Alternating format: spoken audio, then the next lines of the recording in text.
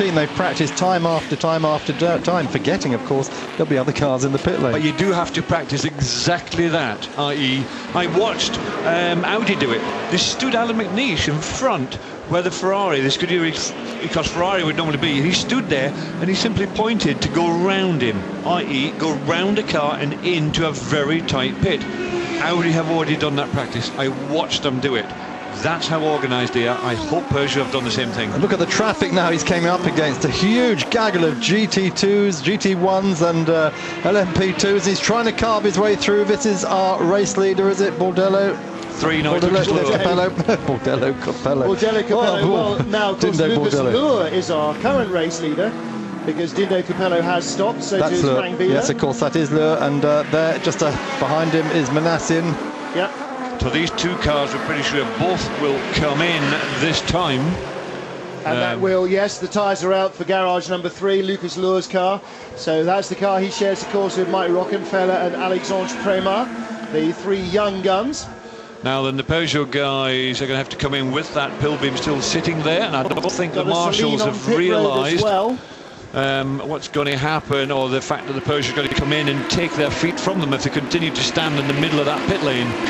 They really need to move themselves out of the way. Yeah, even the photographer's moving. They're just woken up now. Guys out of the way. Well, Peugeot was held up by 2 cars coming in, by the Saunier Racing car and by one of the Orica Run Salines. The 55 car and the 54 car comes in together, so that's exactly what you don't want with the Peugeot team. That's why their stops were staggered. That's why Audi have staggered theirs, although Luhr has gone round again. Wow. So Luhr is now on lap 12. Yep. And that does not include the rolling lap. So he is now completing... Or the out lap. So a 13th lap at pace, effectively. So 12.8 laps, my bottom. The reason we said that is 12.8 laps is what the Audi people told us their car could do. Fib, I think. No, well, he said, we know we can do 12 laps, we can nearly do 13, but 12.8 is no use to anybody, is exactly what he said.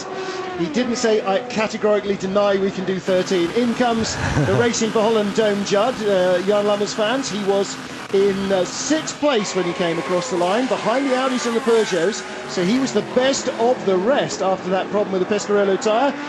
In 2 comes Jamie Campbell-Walter, who started the creation. So that is coming down pit road. It's a busy pit road, a flurry of cars coming in.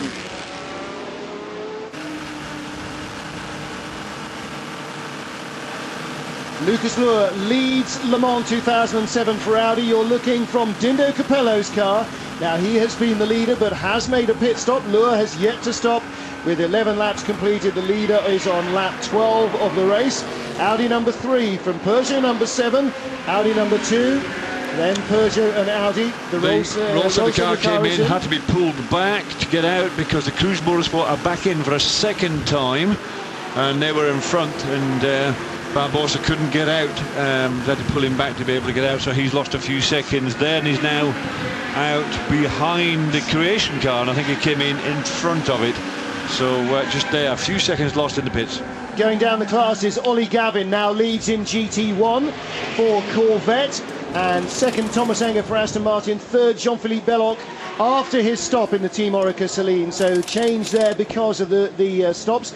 Tommy Erdos is 2nd in the LMP2 category. Michael Verges, despite that dramatic Formula Ford race spin at the beginning, is now leading the category. Erdos is on pit road, so he'll drop out a second and hand that back to Adrian Fernandez, who has already stopped in the Barazzi Epsilon car. And in GT2, Patrick Long leads from Seth Neiman, who started the Flying Lizard Motorsport Porsche. Tom Kimber-Smith in 3rd now in the 81 Panos. So that car, we were talking again to Andrew Kirkcaldy. Andrew saying last year the slowest car in GT2 ended up winning the race. That was the Panos in terms of qualifying pace. But that car is now already up to 3rd position. So last year's winners in the GT2 and LMP2 category are both in the top 3, and last year's winners in GT1, the Corvettes, are leading the category again. And here we see now the last of the Audi's car, number 3, so coming he has in. Completed 12 laps of racing laps, plus an out lap, plus behind the safety car before the start lap. So no matter how slow the out lap and the safety car lap are, when he was brimmed, he's done at least 13 full racing laps, hasn't he? In terms of fuel economy, I would imagine. One of the teams are telling me, you know, those 2 initial laps slowly is equivalent to 1 1/4 laps worth of fuel. So yes, he's done that. So there he is in the pits. Everybody runs around with the tyres. They're always ready with the tyres. Maybe they need them, maybe they don't. They're not sure, but they are ready nonetheless. The Michelin guy, he's gone round, he's looked at the tyres, he's made sure they're all right, he's got temperatures.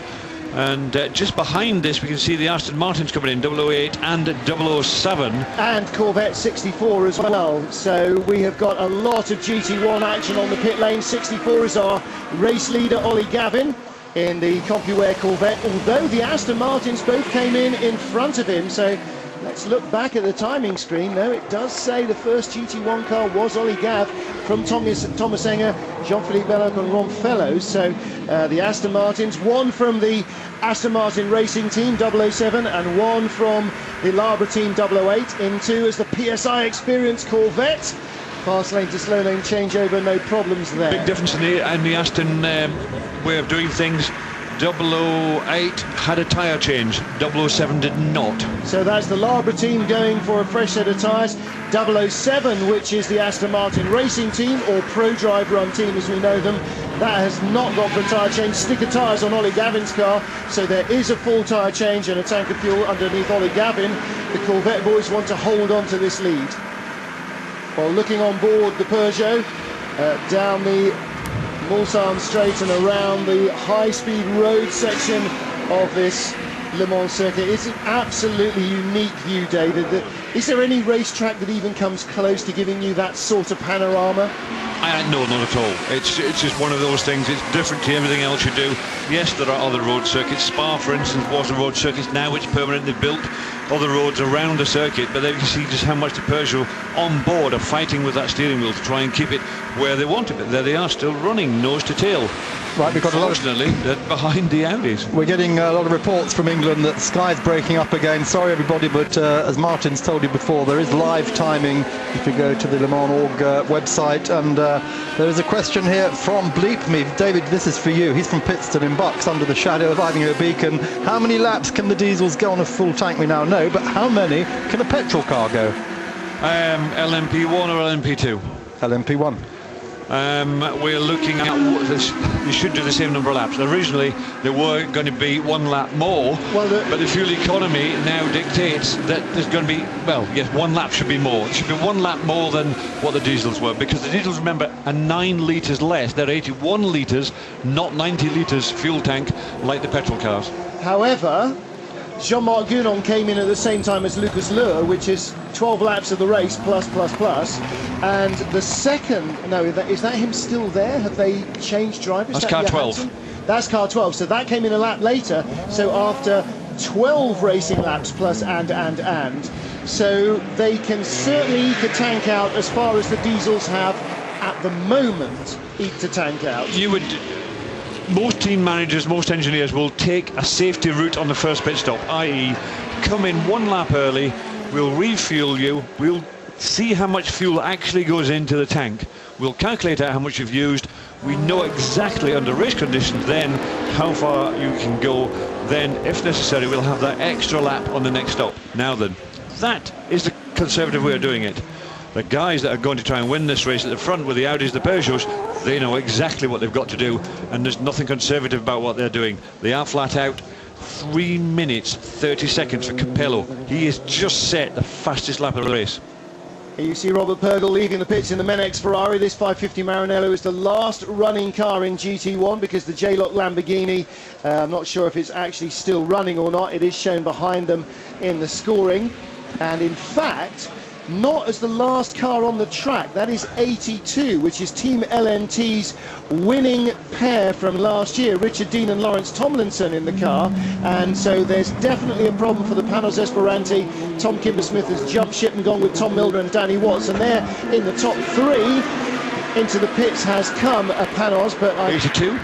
It may well be. I It think looks like 82 from here. It is 82. it is 82. Yep. So they are the last running car on the track behind the J-Lock Lamborghini and the Domada. Now, they said in warm-up this morning they were having a number of problems, so maybe those small problems have come to bite them, and they are struggling. But in the pits again, Aston Martin 009. Oh, and a close Fuel call and as he out. whips out behind the